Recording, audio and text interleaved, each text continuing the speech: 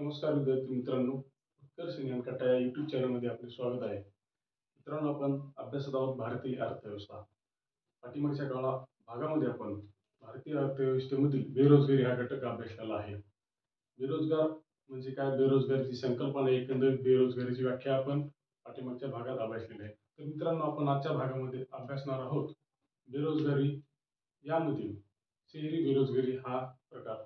शहरी बेरोजगारीमध्ये कुठले कुठले बेरोजगार आढळतात हे आपण अभ्यासणार आहोत. यात प्रामुख्याने दोन प्रकार आपल्याला दिसून येतात. एक सुशिक्षित बेरोजगार व औद्योगिक बेरोजगार. तर सुशिक्षित बेरोजगार कोणाला म्हणायचं, यामध्ये आपल्याला आपण पाठीमागच्या भागात सुशिक्षित बेरोजगारीचे खूप साध्या भाषेमध्ये अभ्यास केलेला आहे. यात ज्या नागरिकाचं शिक्षण किंवा म्हणजे तीन आपण सूत्र पाहिली होती: पात्रता, कौशल्य आणि इच्छा. ज्यावेळेस या तीन गोष्टी आपल्याकडे पूर्णपणे असतील आणि एवढं असून देखील आपल्याला काम मिळत नाही, म्हणजे आपण काय झालो, सुशिक्षित बेरोजगार. हे आपल्याला शहरामध्ये मोठ्या प्रमाणात पाहायला मिळतं, कारण की प्रचंड प्रमाणात आपल्याला तरुण डिग्री कंप्लीट असताना, इंजिनिअरिंग असताना, वेगवेगळ्या क्षेत्रातील शिक्षण कौशल्य पूर्ण असून देखील पाहिजे त्या ठिकाणी त्यांना काम मिळत नाहीये आणि पात्रतेनुसार काम करण्याची त्यांची इच्छा असताना देखील बऱ्याच ठिकाणी आपल्याला ते कुठेतरी बेरोजगार असताना दिसतात. ही झाली आपली सुशिक्षित बेरोजगारी. आता आपण पाहूया औद्योगिक बेरोजगारी. औद्योगिक बेरोजगारी आपल्याला कुठे पाहायला मिळते? यात आपण आपल्याला एक कारखान्यामधील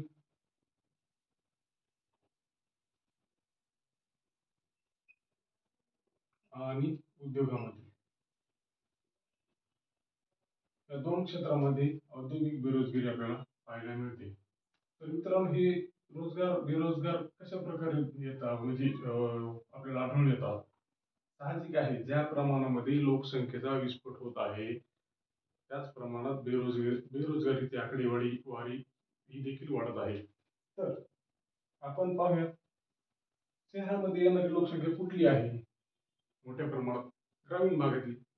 ग्रामीण भागामध्ये पाहिजे त्या प्रमाणात रोजगार उपलब्ध नसल्या कारणाने आपण शहराकडे सर्वांची वाटचाल सुरू आहे. तर मग शहराकडे आल्यावर ज्या कंपनीमध्ये, ज्या कारखान्यात काम उपलब्ध आहे, परंतु ग्रामीण भागातला व्यक्ती आहे त्याच्याकडून योग्य पात्रता नाही किंवा कौशल्य नाही, तंत्रज्ञान, या गोष्टी समोर आपण अभ्यासणार आहोत. तर मग यामुळे त्यांना काय होतं, बेरोजगार शहरात येऊन, म्हणजे शहरामध्ये येऊन बेरोजगार राहावं लागतं, बरोबर. तर मग आता आपण अभ्यासूया तांत्रिक बेरोजगारी. तांत्रिक बेरोजगारीमध्ये समजा एखाद्या कारखान्यामध्ये जुने रोजगार आहेत आणि नवीन तंत्रज्ञान आलं, संगणक. आपण यामध्ये पोस्ट ऑफिसचं छान उदाहरण आहे बघा. ज्यावेळेस पोस्ट ऑफिसमध्ये जुने कामगार होते आणि नवीन संगणकाचा शोध लागला आणि अचानक संगणक आले, त्यावेळेस अक्षरशः जे पोस्टमध्ये काम करणारे लोक होते त्यांनी संगणक त्यांच्या घरामध्ये लपवून ठेवलेले उदाहरण आपण ऐकलेले आहेत, अनुभवलेले आहेत. यामध्ये मकरंद अनासपुरे यांचा खूप छान चित्रपट आपण पाहिलेला आहे. तांत्रिक बेरोजगारीमध्ये आपल्याला समजा एखाद्या कारखान्यात संगणक आला आणि इथं आहे जुना कामगार आपला, त्याला जर या संगणकाचं नॉलेज नसेल तर या ठिकाणी समजा मी उद्योगपती किंवा मी व्यापारी, मी काय करणार? जर माझ्याच्याने कम्प्युटर मी खरेदी करून जर माझ्या उद्योगामध्ये भर पडत असेल तर मी काय करेल, ज्या व्यक्तीला कम्प्युटर हाताळता येते, त्याला संगणकाचं नॉलेज आहे, त्याच व्यक्तीची यामध्ये भरती करेल. तर मग ऑटोमॅटिक इथं काय होऊन जाईल, हा रोजगार बाहेर पडेल. मग ही कुठली झाली? तांत्रिक बेरोजगारी, बरोबर. इथे काय येते आपल्याला? काय पाहिजे? कौशल्य पाहिजे संगणकाचं, म्हणजे हा सुशिक्षित पाहिजे. ग्रामीण भागामधून येणारा साहजिक एवढा पूर्ण सक्षम रोजगार नसतो, म्हणजे जो बाहेर पडतो तो, त्यामुळे त्यांना ह्या बेरोजगारीला सामोरे जावं लागतं. तर त्याचप्रमाणे संघर्षजन्य बेरोजगारी. संघर्षजन्य बेरोजगारी कुठं कुठं आढळून येते? समजा एखादा कारखाना आहे, त्या ठिकाणी काय होतं, एखाद्या वेळेस वीज कपात होते, यंत्रणा बिघडते किंवा कामगारांचा संप होतो. त्यावेळेस जे कामगार आहेत त्यांना संघर्षाला सामोरे जावं लागतं. बघा, अर्थशास्त्रामधली खूप मोठी गंमत आहे. प्रत्येक शब्दामध्ये त्याचा अर्थ आहे. तांत्रिक बेरोजगारी, तांत्रिकमध्ये जिथं तंत्रज्ञान आलं, ज्या तंत्रज्ञानाचा आपल्याला कुठल्याही प्रकारचा गंध नाही किंवा कौशल्याने आपल्याला ते हाताळता येत नाही आणि काम तर आहे, मग आपल्या जागेवर दुसरा व्यक्ती भरला कामाला, तर आपण काय होणार, तिथून ऑटोमॅटिक काढला जाणार. म्हणजे कुठली झाली? तांत्रिक बेरोजगारी. त्याचप्रमाणे संघर्षजन्य बेरोजगारी, जिथं संघर्ष करावा लागते कामगाराला, त्या संघर्षाच्या कालावधीमध्ये आपल्याला कामापासून वंचित राहावं लागतं, म्हणजे कामापासून दूर ठेवलं जातं. तिला म्हणतात संघर्षजन्य बेरोजगारी. तर कुठं कुठं आपल्याला पाहायला मिळते? एक कामगारांचा संप बघ,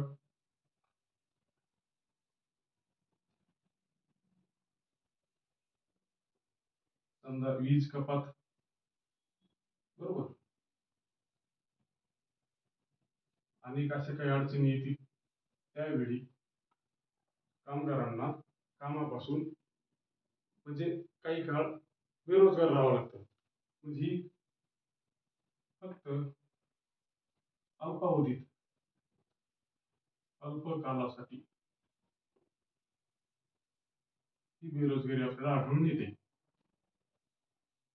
त्याचं उदाहरण घ्या, कोरोना काळामध्ये बऱ्याच काही कारखाने होते, ऊसतोड असतील किंवा साखर कारखाने असतील, कापड उद्योग असतील, 2-3 वर्षासाठी, समजा किमान 1-2 वर्ष तरी पूर्ण ठप्प होते, बंद होते. त्या काळामध्ये काय झालं? सर्व कामगारांचा रोजगार छिनला गेला होता. त्यावेळेस हे संघर्षजन्य या बेरोजगारीचे बळी ठरले होते कोरोना काळात, बरोबर.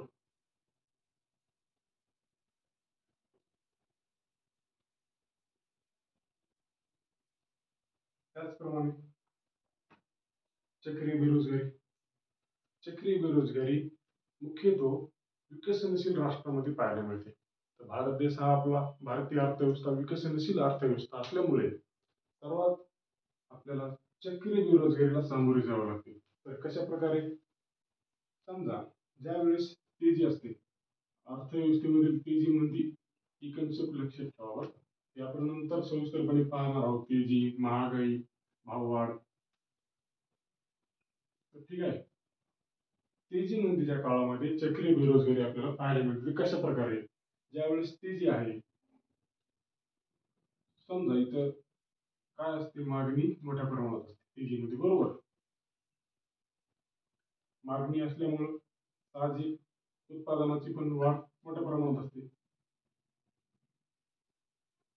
उत्पादन मोठ्या प्रमाणात असतं.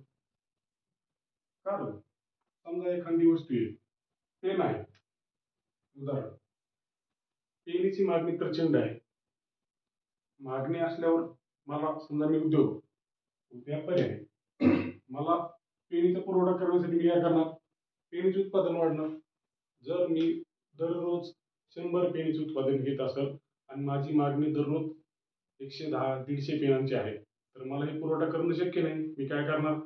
कामगारांना कामावर रुजू करून घेणार, म्हणजे नवीन भरती करणार मी.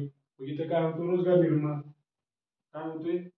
रोजगार वाढतोय, बरोबर. मग तेजीचं हे सर्व कधी होते?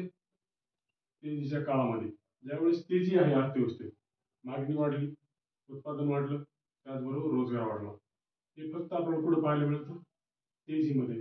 तर मग चक्रीय बेरोजगारी, चक्रीय बेरोजगारी आपल्याला मंदीच्या कालावधीमध्ये मोठ्या प्रमाणात पाहायला मिळते. मंदीमध्ये असं होत नाही, याच्या विरुद्ध होतं. काय होतं मंदीमध्ये? मागणी कमी होते. याचं पण कोरोनामध्ये खूप छान उदाहरण देतात. कारण कोरोना काळामध्ये सगळी अर्थव्यवस्था ढासळलेली होती. मंदीमध्ये काय होईल? मागणी कमी होईल. मागणी कमी झाली, उत्पादन कमी होईल. कारण बरोबर ना, जर मी रोज 100 पेनांचं उत्पादन घेतोय आणि माझ्या पेनाला मागणी 50च आहे, तर 50 पेन माझ्याकडे शिल्लक राहतात ना. तर मी पेनांचं जास्तीचं उत्पादन कशाला घेईल? विनाकारण ढीग लावून ठेवली कशाला? काहीच उपयोग नाही त्याचा. म्हणजे कामगार मला इथे काय करावं लागतील, कमी करावं लागतील. जर 100 कामगार माझ्याकडं 100 पेनांचं उत्पादन रोज घेतात आणि माझ्या पेनांना मागणी रोज आहे 50च, तर मी काय करेन, 50 कामगार काढून टाकीन. काय होईल मग इथे, समजतंय? रोजगार कमी, मागणी कमी, उत्पादन कमी, रोजगार कमी. तर ही कुठली बेरोजगारी आहे? चक्रीय बेरोजगारी. म्हणजे अर्थव्यवस्थेचं चक्र आहे. ज्यावेळेस तेजी आली, रोजगार वाढला, आणि मंदी आली, रोजगार घटला. हे कुठं पाहायला मिळतं आपल्याला? चक्रीय बेरोजगारीमध्ये. ओके, समजलं? तर मग संरचनात्मक बेरोजगार म्हणजे काय? आता हे बघा, परत शब्दाकडे लक्ष ठेवा. संरचना चक्रीय म्हणजे अर्थव्यवस्थेचे चक्र, तेजी मंदी.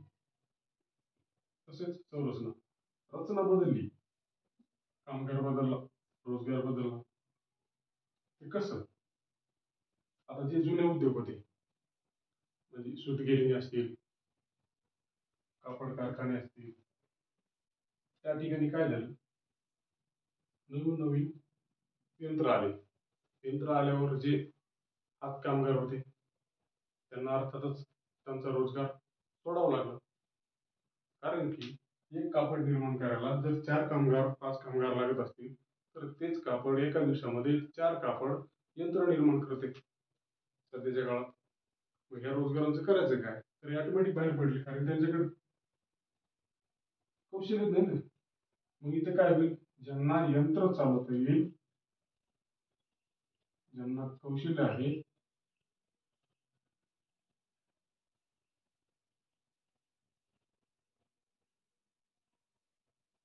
त्यांचीच काय करेल, मी भरती करेल.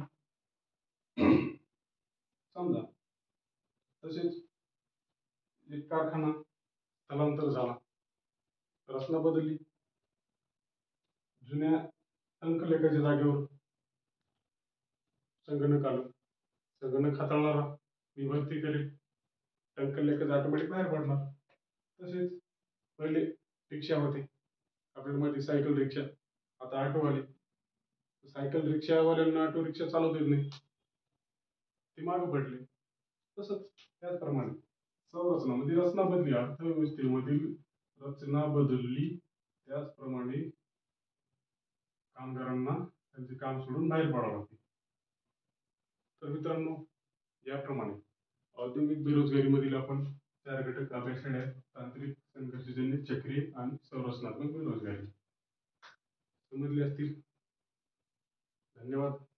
कृपया लाईक करा, सबस्क्राईब करा आणि शेअर करा. मित्रांनो, पुढील भागामध्ये आपण अर्थव्यवस्थेमधील बेरोजगारी या घटकावर जे अर्थविचारवंत आहेत त्यांनी त्यांच्या विचारानुसार बेरोजगारीला कशा प्रकारे सामोरे जाण्यासाठी काही सिद्धांत सांगितलेले आहेत, ते आपण पुढील भागामध्ये अभ्यासणार आहोत. धन्यवाद.